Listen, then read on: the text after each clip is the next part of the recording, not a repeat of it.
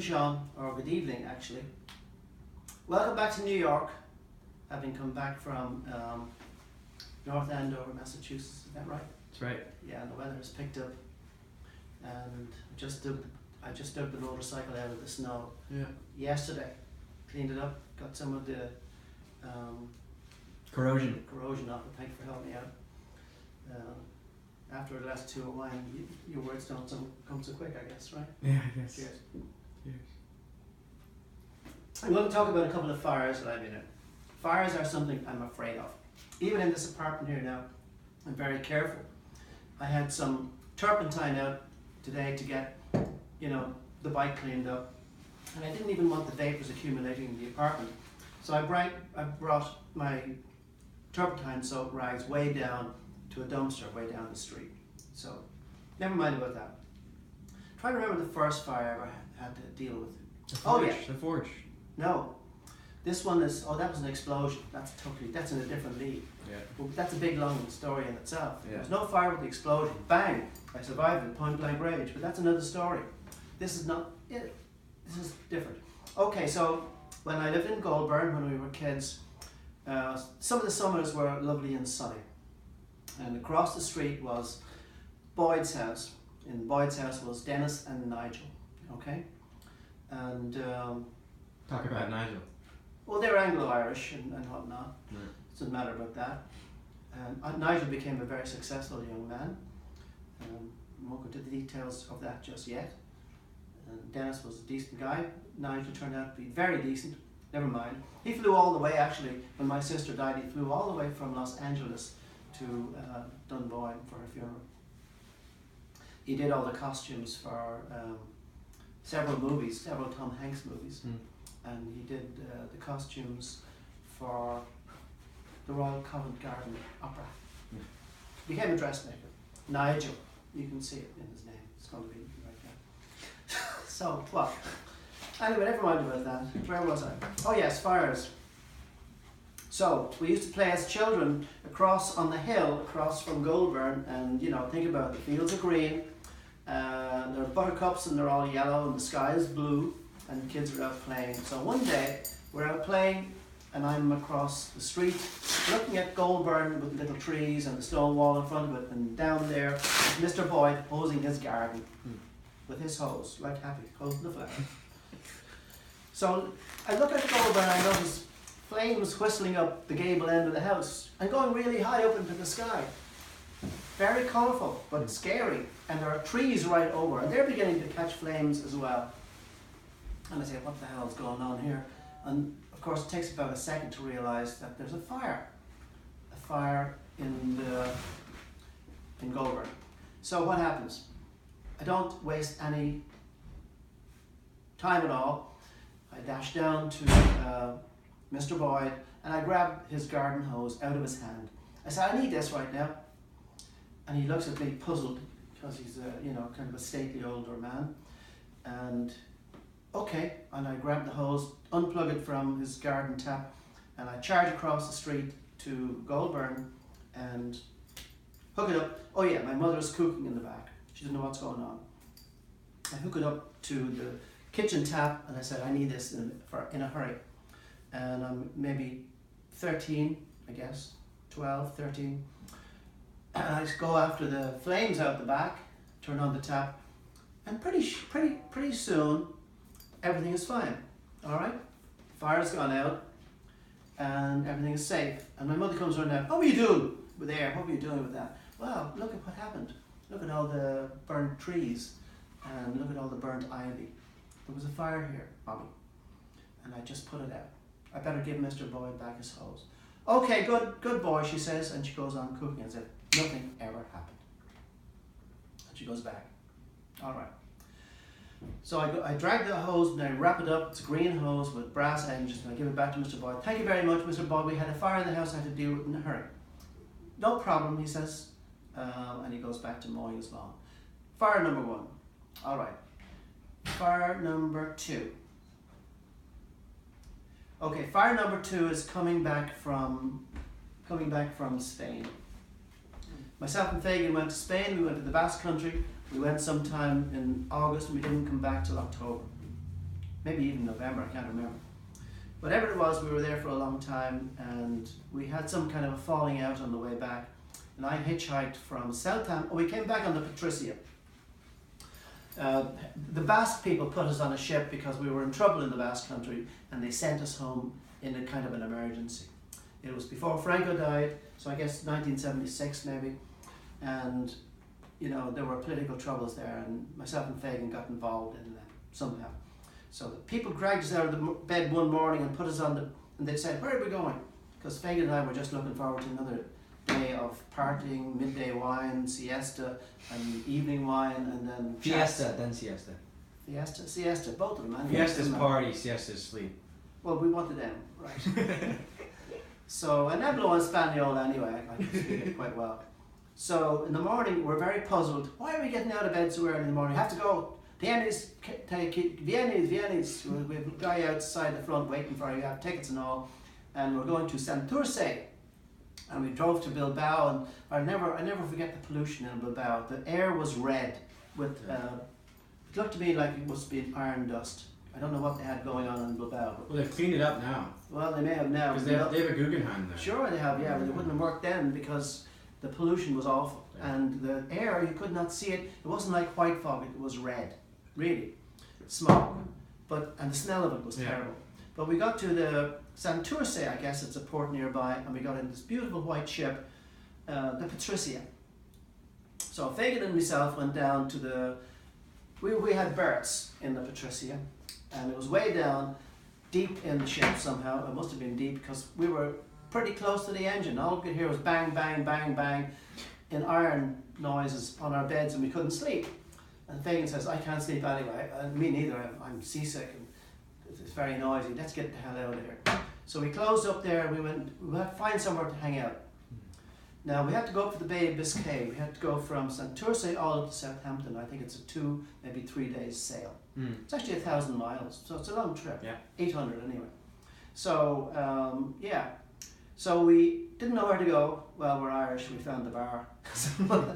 The bar was actually situated in a beautiful place, right up with a view of the whole bow of the ship, and the ship was going like this and like that and like this, and you could see this. It was night time, and the sea looked beautiful, And I said to Fagan, "Look at that, isn't that lovely?" And he says, "What's lovely about it?" He was sick as a dog. He says, "What am I doing here? I can't wait to get home."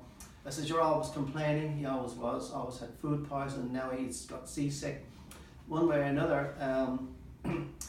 We stay in the bar, and we have enough money to keep us in beers for a whole night, or maybe 2, I don't know, I forget. So, we enjoyed the storm. It was wonderful. We could see the waves whistling up and the white surf. We'd never on a ship before. This was wonderful in a way, and we talked and blabbered. So we arrive in Southampton, and we have a dispute, as I said. I can't remember what it was over. I hitchhiked back to London in the rain, and he goes on a train. I run out of money. So I get back to London, and I need a place to stay in a hurry. So I walk down the streets, and I know that there are cheap hotels in around Lancaster Gate, and I find one. And so I go into this hotel, and the guy is sitting there with a cigarette in his mouth and a dirty old singlet on him. It's not exactly the Ritz. And I said, "Do you have a room for the night?" He says, "Okay." I says, and he set me in the room. I says, "I pay in the morning." He said, "Will that be okay when I go to the bank?" He says, "Oh, okay," grudgingly. So I go to he shows me to my room, and I go maybe on the 4th floor in Lancaster Gate, and I fall asleep, and I'm wet soaked, and what's all that going on your phone, Sean? Mute it for a minute, will you? My fault. Yeah. So I'm having a grand sleep. Put it muted because it's muted. It's throwing me. I'm sorry. So in the middle of the night, I see lights flashing on, flashing off, flashing on, flashing off. What the hell is this? And then I noticed that there's an odour coming in underneath the door. I'm going to move that phone. No, I'm going to put it in here because I can't concentrate with it. So there's smoke coming in the door, and I open the door a little bit and notice, oh God, the whole place is full of smoke, and I close the door again. I said, "My God, looks like there's a fire here." And I thought, I'm only thinking of the fact that it's raining outside and I've just booked into a hotel and I don't want to lose it, right? So I look outside the window and I see on the far side, now, Lancaster Gate, what is that street? I know it's somewhere near Hyde Park, I've forgotten, it's a long time ago. But everybody who was in the hotel is the far side of the street, and the fire engine is this side of the street, and they're working to, what's that there? What do you got? Alright, it's my taxes. So I figured, well, I'm not planning moving out of here, and the place, was definitely on fire, and I waited and waited and waited. And sure enough, after a while, the lights blue and white disappeared off, and it was quiet, right? So I said, grand, now I can have a bit of a sleep. And I was exhausted, traveling and being on the ship without sleep. So I fell fast asleep and up the next morning, grabbed my rucksack, backpack, and very little in it. And I walked through, I don't know what you could describe it as. Well, it was one time a foyer or, reception area, but it was all gone. Lobby. Gone, yeah, lobby, charred, and you had to pick your way across the boards that weren't burnt, like that. Yeah. Because the main floorboards were gone out of it. And I got the hell out of there and I never looked back. And what happened was, I was walking down the street one day in London and I was looking, didn't know what to do, and I met Jim Stapleton. That's a long story, by the way. He'd just come back from Morocco. He headed off to India and took a wrong turn. He ended up in the Berbers, and they gave him laughing tobacco, and he thought he was in heaven. He stayed there for 6 months. So while he was there, we were in Spain, and we hooked up again, as it were. By this time, Jim had established himself, and he had a lovely house, whole house, in Tottenham. And so Jim, and he was still going around in the Berber coat and hat in London, and wearing sandals. Actually, when I found him, he was sitting on the sidewalk with, it's a long story, we'll look at that later. Washing his feet in the sidewalk, is what he was doing. He's a funny guy though. Yeah, but he was a great cook. And when I was staying with his house, who was also staying in the house? Only Mutt and his girlfriend, right? Mutt was from Cork. Now Jim was 6'2", and Jim was always talking about Mutt. Mutt was huge, and he could carry anything. And Mutt could lift a Morris Minor up to have it and put it on the jack. And I thought, Jesus, I must meet this guy, because he'd been talking about him all through school, and I never actually met Mutt. So now's my chance to meet Mutt. Now I'm not big, and Mutt only comes up to here on me.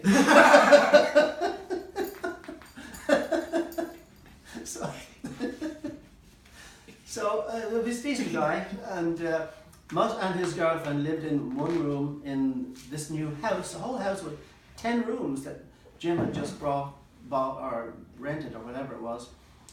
And he worked in music, that story is coming up at the time in Tottenham. So Jim used to get the breakfast every morning. He used to fry up bacon and eggs and make a whole brown bread, fresh, and take it out of the oven and serve everybody up with fresh butter. Absolutely wonderful cook. And you get up to your breakfast.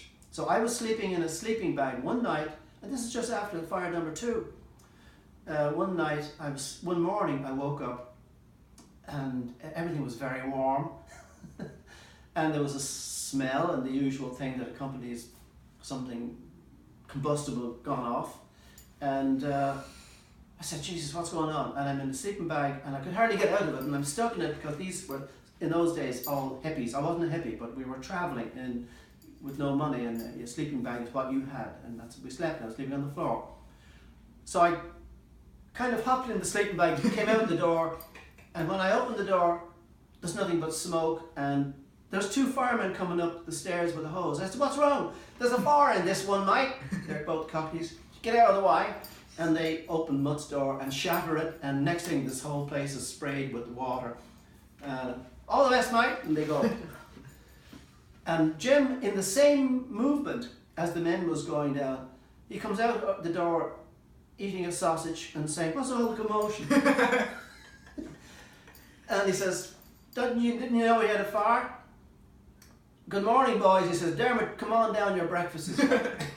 In the one voice, without getting excited, come on down, your breakfast is ready. Okay, I'll be down in a second. So I get dressed, I put the jeans on, we go down, and Jim has the most beautiful, he had sausages, eggs, fresh brown bread, and coffee, all cooked up there, and we sat down and had a very calm chat for about 2 hours. And I said, you know what, Jim, Mutt's room is destroyed up there. After that fire, the fireman came in and hosed everything and all his possessions. And you know what Jim said to me? He says, Mutt's not going to like that when he goes home.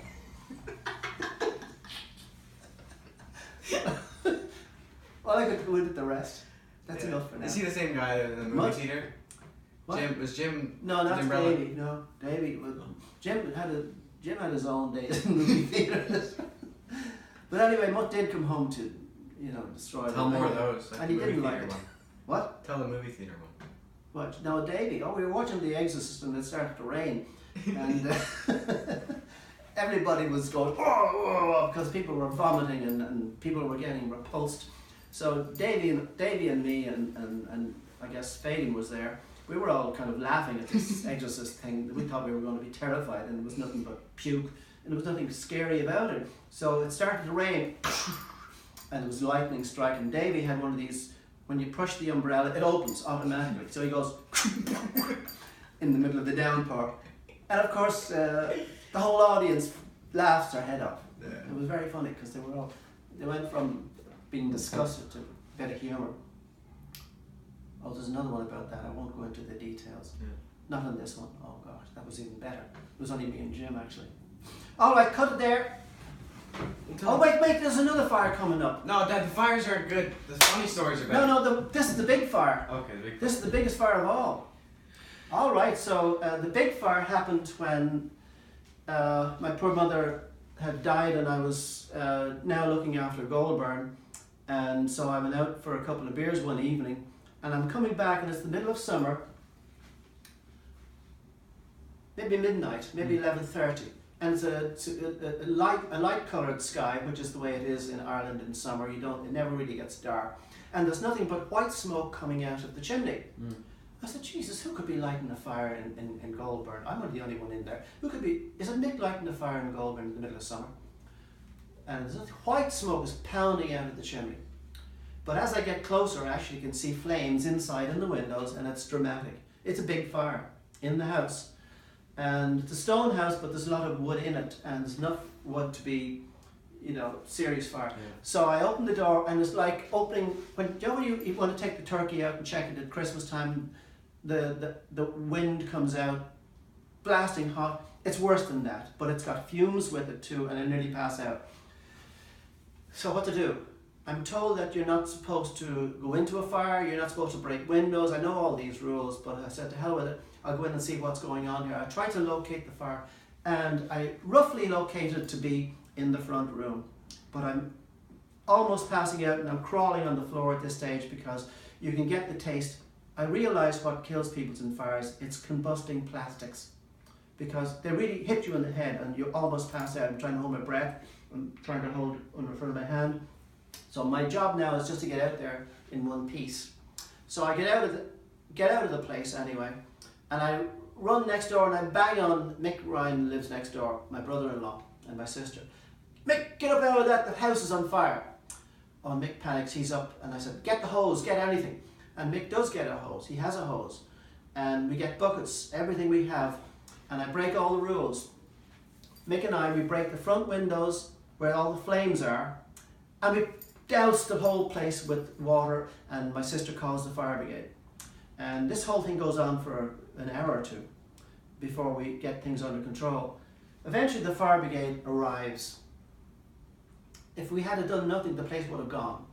One of the firemen told me it was getting to the stage whereby everything in the house has reached a critical temperature and the whole thing goes. He told me about that. Something to do with fires. I don't know about it, but I can imagine it, right? So a critical temperature and everything goes. We halted that by actually putting out the fire in the front room, even though wind was getting in there. Fire started in my front room where my mother used to sleep. Mick said there should be a mass set in the room after that. That's a long story. But anyway, one way or another, we put out the fire, and the fire brigade arrived, and one of the firemen, they were part-time firemen from Dunshaughlin, 6 miles down the road in another town. They had a lovely engine, but they didn't quite know what they were doing because they were amateurs, right? So this guy comes up to me, and I actually happened to work with him. He recognized me. I worked with him in Smithfield Motors for 1 year. He was a mechanic. And he comes up to me, how are you, Dermot? Oh, Jesus, I can't remember his name now. Decent guy. It'll lose me. He said, do you know what, Dermot? Oh yes, by the way, I'm full of adrenaline, and I'm hyper, and I'm grinning and giddy and happy that the whole thing is put out. He said, for a fellow who's just had his house burnt down, you're taking it very well. That's it. Bang.